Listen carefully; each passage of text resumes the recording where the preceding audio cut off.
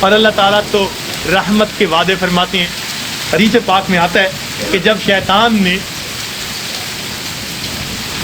بہکانے کے لیے قسمیں کھائیں اور کہا کہ اے اللہ میں تیرے بندوں کو بہکاؤں گا دائیں سے بائیں سے آگے سے پیچھے سے وَلَا تَجِدُ أَكْثَرَهُمْ شَاكِرِينَ، اللہ یہ اکثر تیرے ناشکرے ہوں گے. تو اس وقت فرشتوں کو بڑی حیرت ہوئی، کہنے لگے اے اللہ اولاد آدم کے لیے تو مشکل بن گئی. پوچھا کیسے؟ اے اللہ یہ شیطان دائیں بائیں آگے پیچھے سے بہکائے گا اور بندوں کے لیے تو کوئی راستہ ہی نہیں بچا. اللہ تعالیٰ نے فرمایا کہ میرے فرشتوں یہ دو سمتوں کو بھول گیا، ایک نیچے کی سمت ایک اوپر کی سمت. میرا گناہگار بندہ جب اپنے گناہوں پہ پریشان ہو کر میرے در پہ آئے گا اور میرے در پر آ کر ہاتھ پھیلا دے گا، چونکہ ہاتھ اوپر کی سمت کو اٹھیں گے ابھی اس کے ہاتھ نیچے نہیں جائیں گے، میں اس کے گناہوں کو معاف فرما دوں گا.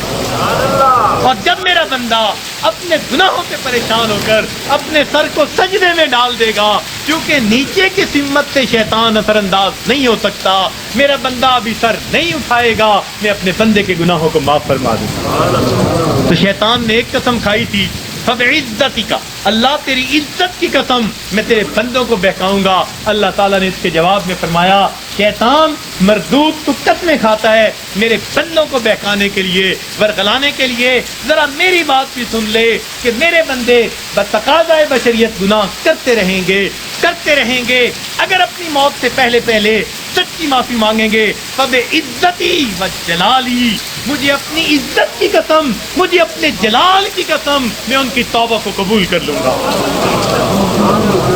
تو شیطان نے بہکانے کے لیے ایک قسم کھائی تھی، رحمان نے معافی دینے کے لیے دو قسمیں کھائی ہوئی. سبحان اللہ. اس لیے اللہ تعالیٰ کی ہر صفت کا ایک نام ہے لیکن رحمت کی صفت کے دو نام ہیں، رحمان اور رحیم. اور کوئی صفت ایسی نہیں جس کے دو نام ہو سوائے رحمت کی صفت. وہ تو اتنا کریم آقا ہے، وہ تو بخش کے خوش ہوتا ہے، وہ تو معاف کر کے خوش ہوا کرتا ہے.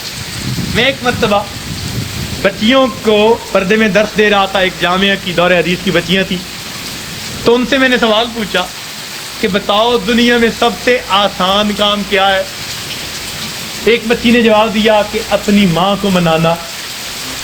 میں نے پوچھا وہ کیسے؟ کہنے لگی جی کہ ہمارا یہ تجربہ ہے کہ ماں اگر اپنے بیٹے سے ناراض بھی ہونا تو بیٹی سے پوچھتی پھرتی ہے اس نے روٹی کھا لی، اس کا بستر تو نے بنا دیا، اس کے کپڑے تو نے ٹھیک کر دیے.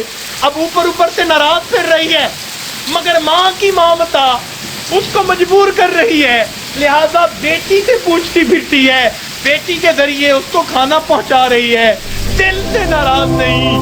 خفا تھی، بچے نے بتایا مگر دل سے خفا نہیں، اس لیے پوچھتی بھی پھر رہی ہے کہ بچے کو سب چیزیں مل گئی یا نہیں مل گئی. تو وہ کہنے لگی کہ جب ماں کی مامتا کا یہ حال ہے تو ماں کو منانا بہت آسان ہوتا ہے.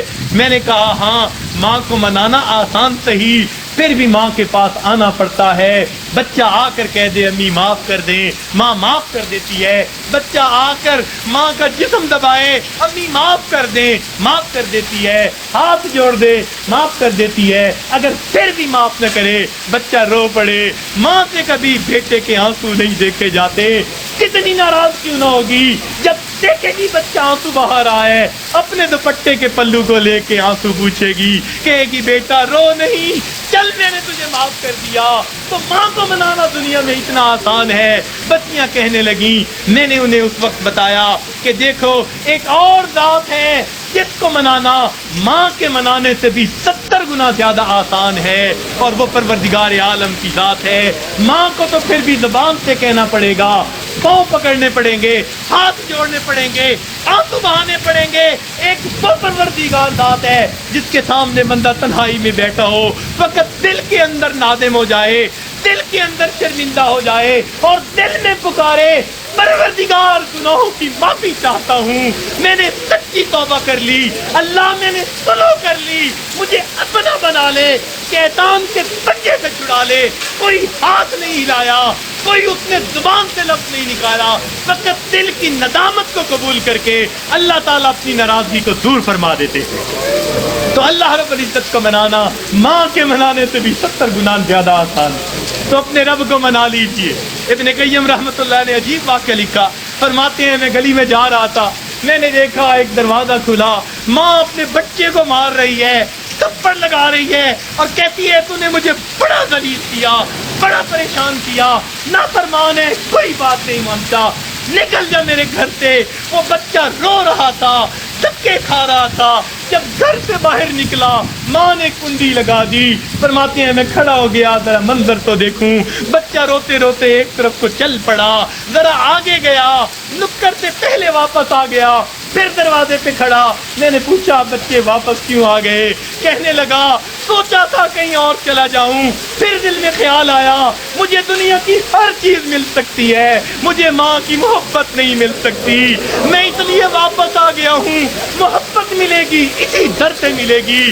کہتے ہیں بچہ بات کر کے وہیں بیٹھ گیا، میں بھی وہیں بیٹھا، بچے کو نیند آئی، اس نے دہلیز پہ سر رکھا سو گیا۔ کافی دیر گزری، ماں نے کسی وجہ سے دروازہ کھولا، ضرورت کے لیے باہر جانا چاہتی تھی، بیٹے کو دیکھا دہلیز پہ سر رکھے سو رہا ہے، اٹھایا، کیوں دہلیز پہ سر رکھے سو رہے ہو؟ امی مجھے دنیا میں کوئی دوسری ماں نہیں مل سکتی، میں اس دہلیز کو چھوڑ کے کیسے جاؤں؟ فرمایا بچے کے الفاظ سے ماں کی آنکھوں سے آنسو آ گئے، بچے کو سینے سے لگا لیا، میرے بیٹے جب تیرا یقین ہے اس در کے سوا تیرا گھر کوئی نہیں، میرے در کھلے ہیں، آ جا، میں نے تیری غلطیوں کو معاف کر دیا۔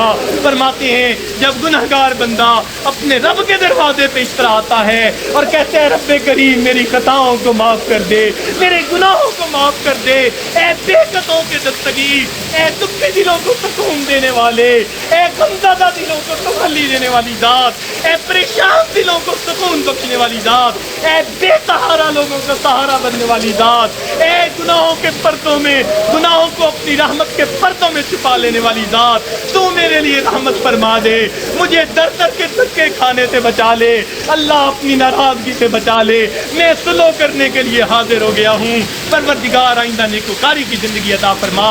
تو جب بندہ اس طرح پیش کر دیتا ہے اللہ رب العزت اس بندے کی توبہ کو قبول کر لیتے ہیں۔ اللہ تعالی ہمیں سچی توبہ کرنے کی اور توبہ کر کے یہاں سے اٹھنے کی توفیق عطا فرما دے۔ وآخر دعوانا ان الحمد